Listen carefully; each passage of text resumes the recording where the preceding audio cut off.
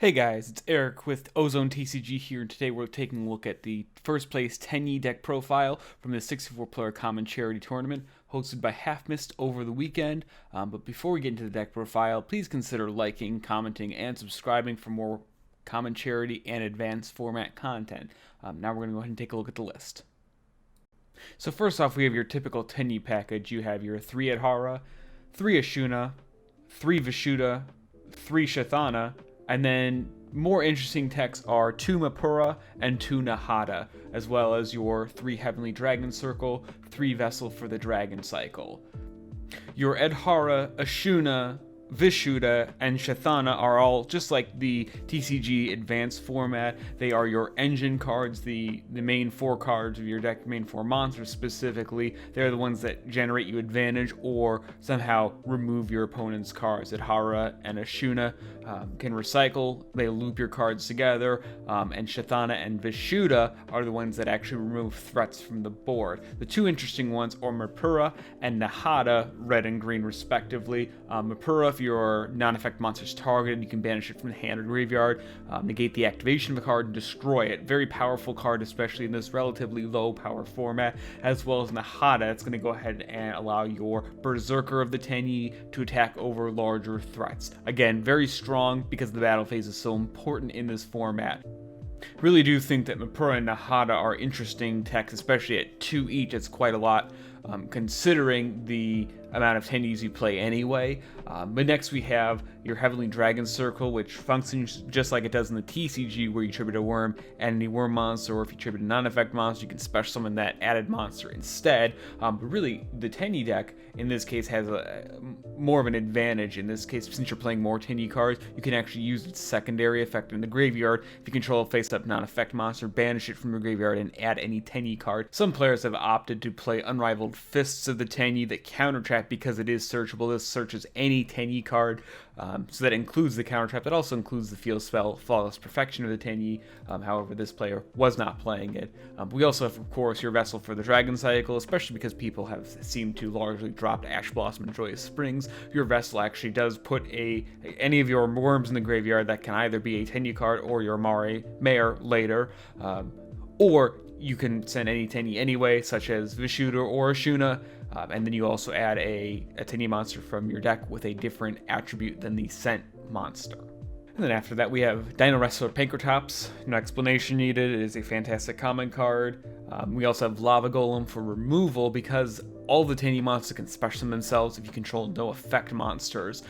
It is effectively a free summon, removes 2 monsters, gets over your Lunalight fusion monsters. It is fantastic removal, and in similar vein, you're going to go ahead and have your Radian, the multi-dimensional kaiju.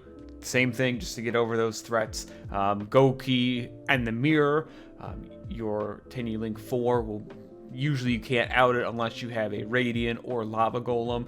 They do the same thing. One is just for one monster, one is for the other. Lava Golem does prevent you from normal summoning the turn. This deck doesn't really have an issue with that, but they actually do play a normal summon.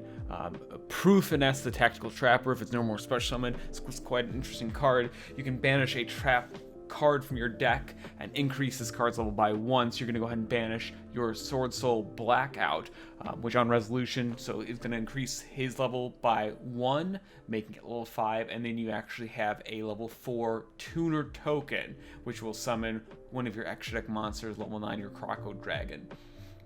This card also has a secondary effect. If in its owner's possession is destroyed by an opponent's card, you can set one of your banished normal traps. So you can set Blackout for free. I think this is a fantastic card, especially for this lower powered format. Gets you another draw. So if you have this Desires, you're getting 3 draws off of your Agave Dragon and Desires, and you can also just attack with this anyway. It has 1800 attack. It's pretty good. Then, of course, you have your triple Pot of Desires. Pretty standard, probably the best draw card in the game, at least for this format. This deck plays multiples of every card, except for Mare. I don't see any reason not to play this card. And of course, you have your Mare. You summon this off of Shaman usually, and you can just keep token spamming. summons your bigger link monsters. Fantastic card. Again, since you're drawing so many cards anyway, the discard for Shaman is negligible at best. Sometimes it helps you. Sometimes if you draw your Mare Mare, you can discard it and then immediately special summon it for free. Sometimes you'll mill it off of Vessel for the Dragon Cycle. Fantastic option. Very good. You can also summon Yazi, the level 7 Yang Zing Synchro. Very flexible card in itself. The Ashuna restriction doesn't even matter. It is a great card to have.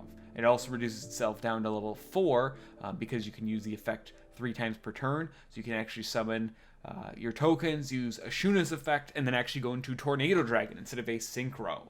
Very flexible option as well. And finally, we have the one of Skill Drain, of course. The Tenyi deck tends to really thrive with Skill Drain, especially for outing problematic cards like the Lunalight Fusions, because the biggest one cannot be targeted.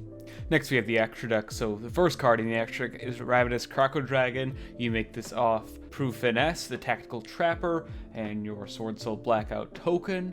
On Synchro Summon, you draw a card. So in addition with Desires, you have your draw 3. Agave Dragon can also be an interrupt on the opponent's turn. You can discard 2 cards, target a card on the field, and destroy it. End phase, you can use the effect to destroy a back row or monster or anything like that. Next up, we have Scrap Dragon.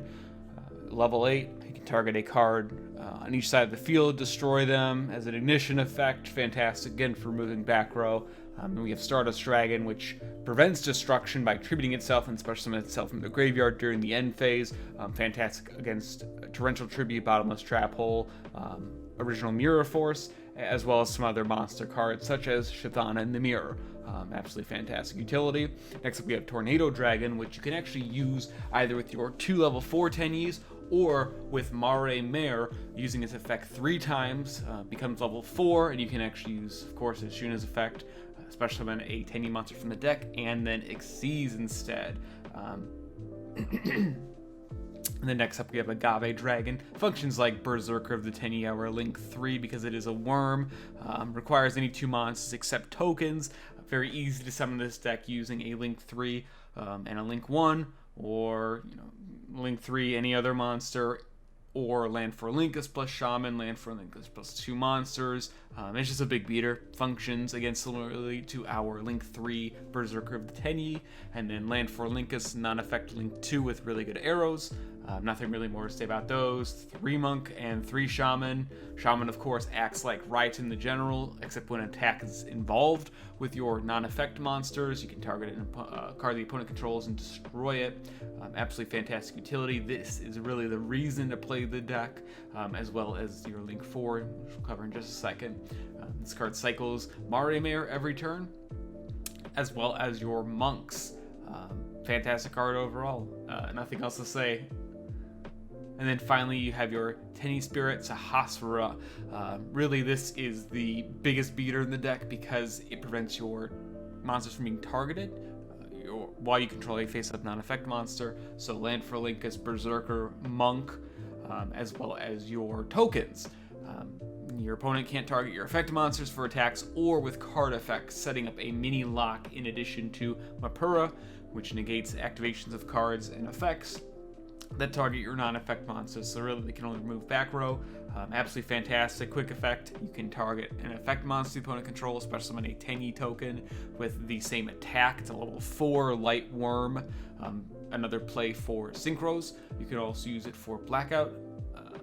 You can use it with Nahata to attack over some of the Lunalight fusions, not except for the largest one. It is a fantastic card and really hard to counter if you have a non-effect monster, because there are fewer options for removal in this format. So that's the extra deck. We're going to go ahead and move to the side deck. And finally, we have the side deck. We have 2 Dogoran, the Mad Flame Kaiju. One of the other Kaiju monsters legal for common charity, has the second lowest attack points at 3,000. You can attack over this, trigger Shithana, or use Nahata's effect to lower the attack. Fantastic removal card. Sometimes we'll slide out Lava Golem if you need more removal. Slide out another card like Skill Drain or your Mare Mare. 2 Anti-Spell Fragrance. Prevents your opponent from activating card effects. Fantastic versus Lunalights. It does stall them for the turn. So theoretically, you should be able to just OTK them the next turn. Similar vein, you have Imperial Order, stops Lunalight Fusion, stops Desires, stops Lunalight Wolf from fusion summoning. Absolutely fantastic card. I haven't seen too many people actually been playing this, but it is a very powerful card, especially in this format. Again, Red Reboot, very similar vein. TCG Advanced format plays this card too. Fantastic versus the Trap deck matchup. Paleozoic did take a one of the top 8 places at this tournament. Fantastic card. Going second into a board of set 4, set 5, anything like that, especially because you want to be able to just remove those cards that turn. Similarly, we have Royal Decree. This card hasn't played in the Advanced TCG format for a while. Last time it was meta was 2015, almost into 2016, but really last time that it was majorly played was 2015 with Ritual Beasts and Burning Abyss.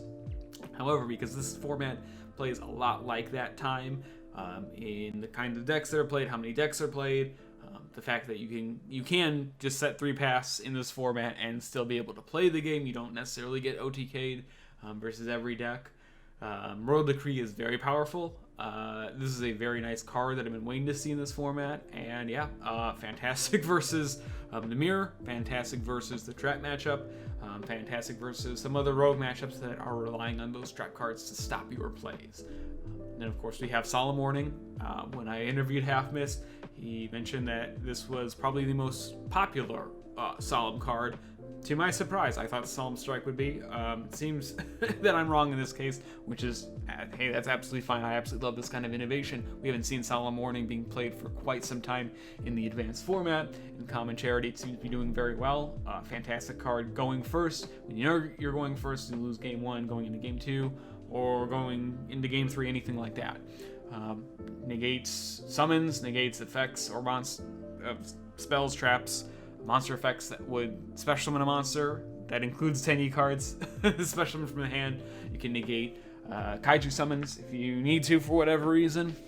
Negate a lot. Negate synchro summons, any summons of monsters from the extra deck.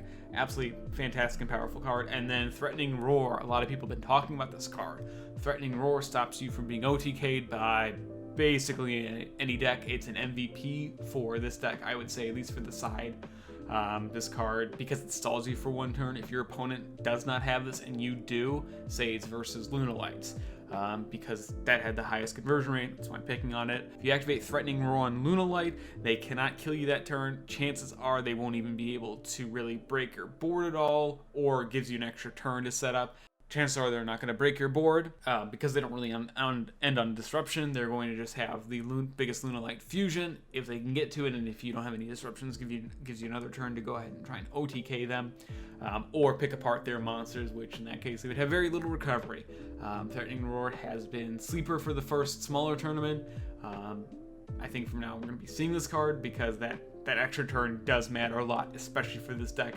Turns on your Heavenly Dragon Circle. Also allows you to use Blackout on their end phase or during their battle phase or anything like that to remove their cards. It's an absolutely fantastic card. I think everyone should be really playing this now. And that was the whole deck profile for this first place Tenyi list. Honestly, I absolutely love it. I really don't think it could have been built any better for this tournament. Even with only 64 players, this was the largest Common Charity format so far. Really, since this is the beginning of a new format, I can only imagine that it's going to get bigger. Let me know what you guys think in the comment section below. Hey, if you guys like this, please be sure to like, comment, and subscribe. Dislike it if you dislike it. We're out of here, and we will see you in the next Common Charity video.